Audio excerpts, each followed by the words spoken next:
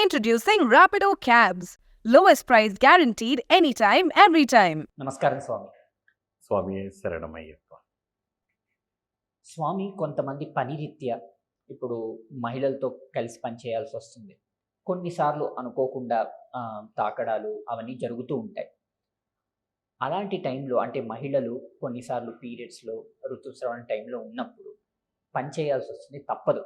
అలాంటప్పుడు ఏం చేయాలి? అలాగే మెట్రోల్లోనూ బస్సుల్లోనూ వెళ్తున్నప్పుడు కూడా కొంచెం తగులుతూ ఉంటారు. అలాంటి టైముల్లో అసలు ఏమేం చేయాలి? అసలు అప్పుడు ఎలా ఇది పాటించగలగాలి స్వామి? కొంచెం వివరించండి. తప్పకుండా అండి.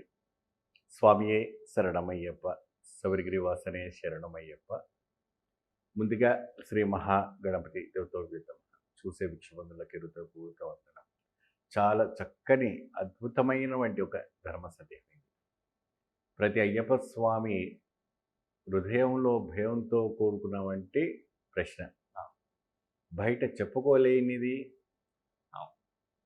ఎవరితో ఎక్స్పెక్ట్ చేయలేని వంటి ఒక ప్రశ్న మీరు వారికి తీస్తున్నారంటే అయ్యప్ప స్వామి మీలో ప్రవేశించినారని నాకు అనుకుంటున్నాను. రియల్గా ఆ ప్రశ్న మీలో వచ్చిందంటేనే స్వామి అందరికి తెలియచెప్పడం కోసం మీలో ఆహ్వానం చేశారన్నట్టుగా నేను భావిస్తున్నాను. చాలా చక్కగా, చాలా అద్భుతం. ఈ అద్భుతమైన వంటి వాణి ప్రజల వరకు అందరూ కూడా మీరు చూస్తున్నారంటే మీ సమస్యలన్నీ తొలగిపోతున్నాయి అన్నట్టుగా. ఒకటి, దీక్ష కట్టుబడి కేవలం మీ ఒక 4 గోడల మధ్యలోనే నియమాలు ఉంటాయి. సన్నిధానం వరకు మాత్రం మీ నియమాలు ఉంటాయి. ఎప్పుడైతే కూడా గుమ్మం దాటి మీరు బయటకు వచ్చిన తర్వాత మనము పంచభూతాల్లో మనం ఐక్యమైపోతాం, ప్రకృతికి అనుకూలంగా వెళ్తాం. మీ అనుకూలంగా ప్రకృతి రాదు. సో అందు సమయంలో ఎవరైనా స్వామి శరణమైన వాడు ఎదురు రావచ్చు, అంటే మృత్యుపోయిన ఒక మృత్యు ఎదురు రావచ్చు. ఆ సమయంలో ఏం చేయాలో తోచదు. దానికి ఒక 108 శరణాలు చెప్పుకుంటారు, మరి ఇంటికి తిరిగి రాలేరు, ఎందుకంటే మధ్యలో ఉంటారు, ఆఫీస్ టైం అయిపోతుంటుంది. సో ఇది ప్రకృతికి. అప్పుడు 108 శరణాలు చెప్పుకోవాలి అకస్మాత్తుగా. లేదంటే అయ్యప్ప స్వామి ఒక శత్రునాశన మంత్రం ఒకటి ఉంది, ఆ ఒక మంత్రం జపించుకుంటే సరిపోతుంది.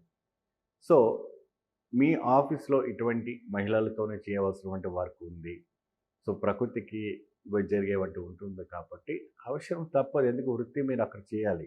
వాళ్ళు తాకినా చేసినా మీకు ఎటువంటి కూడా అంటూ ముట్టు ఉండదు.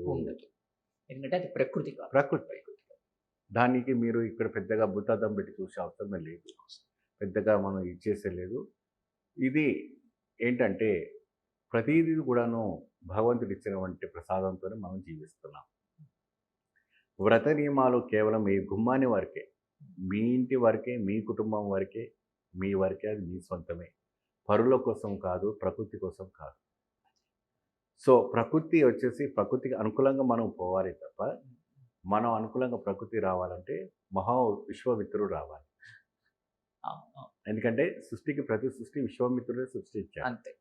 అంతటి ఓపిక లేదు, అంతే తపస్సు చేసిన వంటి యోగులు ఇప్పుడు ఎవరు లేరు. అందరికి ఇన్స్టెంట్ కావాలి. నీ వాళ్ళు వేసుకున్నా నాకు రేపు ఫలితం కావాలి, ఈరోజు నేను పూజ చేయించుకున్నా నాకు ఫలితం ఇప్పటికే కావాలి. ఈ కలియుగములో ఇది చాలా తక్కువ.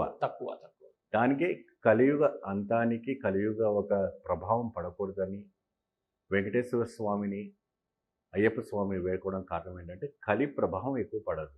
కలి ఏం చేస్తుందంటే ప్రతి మనిషిని కూడా కామక్రోధ జ్వాలను నింపేస్తూ కామజ్వాలని ఆహ్వానిస్తూ అనుకోకుండానే మనసులో ఒక అద్భుతమైనటువంటి ఒక కోరికలు కోరుతూ ఉంటుంటాయి. డైవర్షన్ మారిపోతుంది. డివోషన్ నుంచి కాకుండా డైవర్ట్ అయిపోతుంది. ఆ డైవర్ట్ కావడము కూడదు. ఒకటి కనీసం సంవత్సరం 365 రోజుల్లో 65 రోజులు స్వామికి కేటాయిస్తామని వ్రత నియమాలను పెట్టుకోవడం అని జరుగుతాయి. అది ఏ వ్రతం అనే కానివ్వండి, అయ్యప్ప స్వామి దీక్షనే కాదు. సో ప్రకృతికి సంబంధించినటువంటి ఇంటికి తిరిగి వచ్చినాక బట్టలన్నీ వాష్రూమ్లో వేసి చక్కగా తలస్నానం చేసుకుని కొత్త బట్టలు కట్టుకొని రండి. స్వామి రావద్దని చెప్పారు.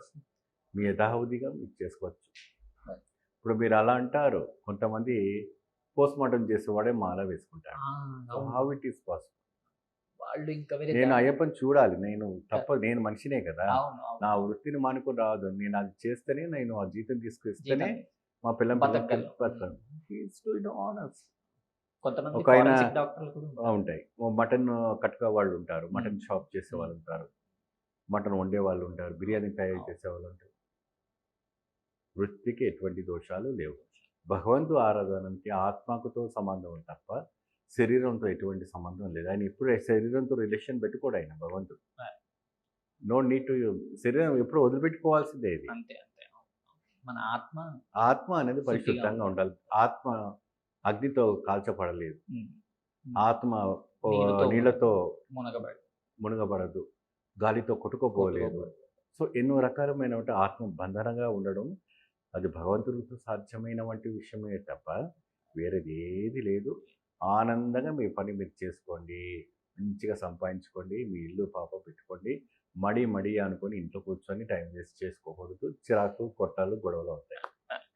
చాలా చక్కగా వివరించారు గురుగారు. ధన్యవాదాలు. స్వామి శరణం. అంతుచిక్కని రహస్యాలు, మరెన్నో మనకి తెలియని పురాతన కట్టడాలు, వాటి వెనక దాగిన నిజాలు, పూర్వీకుల ఆచారాలు, మరెన్నో మూఢ విశ్వాసాలు, ఇలా కాలగర్భంలో కలిసిపోతున్న రహస్యాల కొరకు సబ్స్క్రైబ్ చేయండి రహస్యవాణి ఛానల్.